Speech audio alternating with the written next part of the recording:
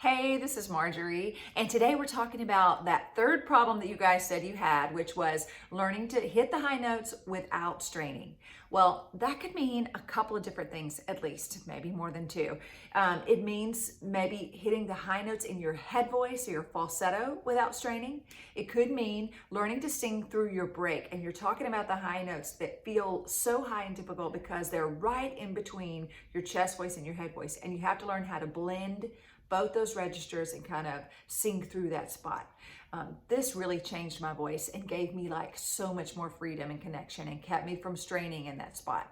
It could also mean that you're in your chest voice and that you are, especially for girls, you have this transition that's a little lower than where you're normal, you think of where your break is, and it can catch you on lower songs and you can strain there. So I'm gonna give you those three examples, and I'm gonna start with the last one first. So starting with the chest voice, I was working with a girl last week who was working on a song, and so the top note was only on like this A or B. First of all, I want to encourage you to find out what that top note means, that high note you're talking about. I don't care what kind of music you're singing or who you're singing along to, go find out what that high note is. Find it on the piano. Even if you're not a piano player, just sing until you can play and find it and figure out, okay, is that a note that should be in, is that in my chest? Is that comfortably a lower note for me? Is that in my break? Is that right in that spot that's between the registers that I need to do those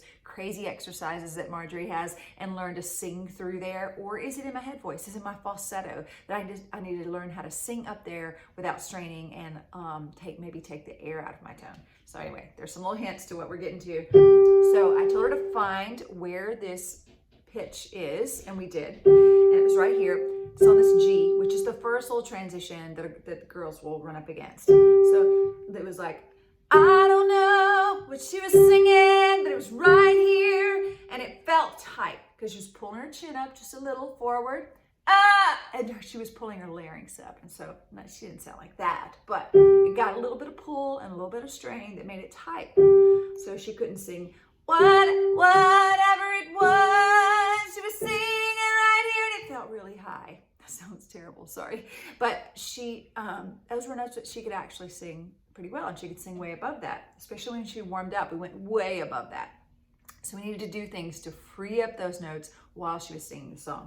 One of the things that we did, we worked on, was keeping that chin down and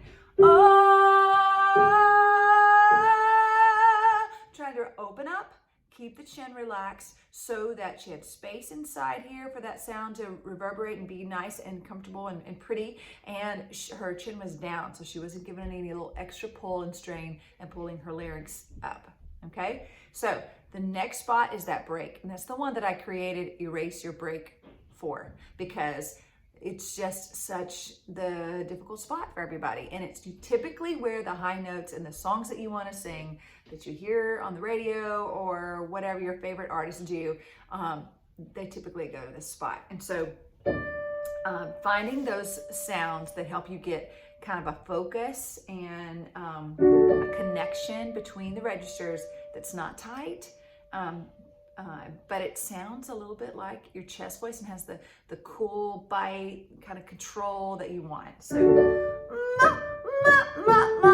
you might do find it really lightly. And you also might do a little cry in front of it. So you might do I did a vocal fry and a cry.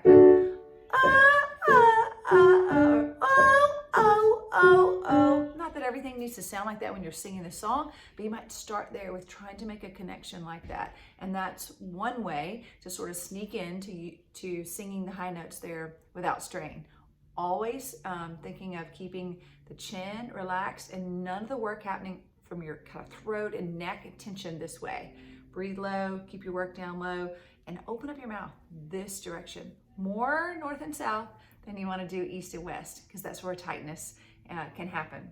The other thing, the third one, might be your head voice. So, maybe I'm trying to get way, way up there, or not even that high. Let's say we're trying to go, but I don't want strain and tightness or a lot of air to come through. So let's try to do like a boys choir sound. I've given you that one before. Just a simple way to reach those notes. Another way is to try to do a siren or some crazy sounds like that. So you might go, woo, woo, woo, ooh, or slide even higher if you can. Ooh,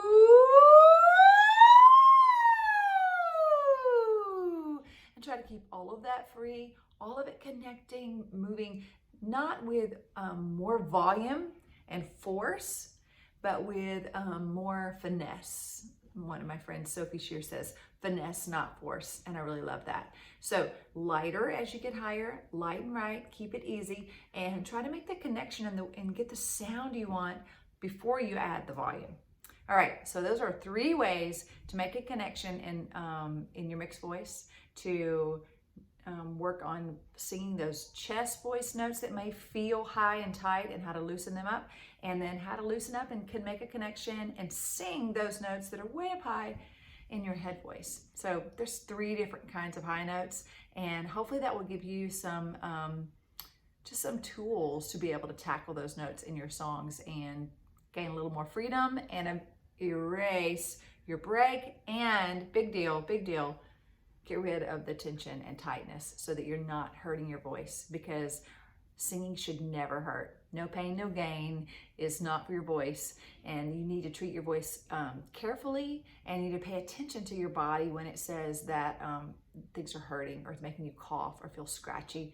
You're probably straining. So give some of those a try, and hey, send me back a little note or send me a little piece of you singing. I'd love to have that, and I can even do a free assessment on Fridays and hear you sing if you'd like to sign up for that. So thanks a bunch. I hope that these tips were helpful to you. This is the 3rd in my series of the ones that there's Bella barking, sorry, that are about trying to figure out how to help you solve these 3 most common vocal problems that you're having. So I hope you have a great day, and talk to you soon.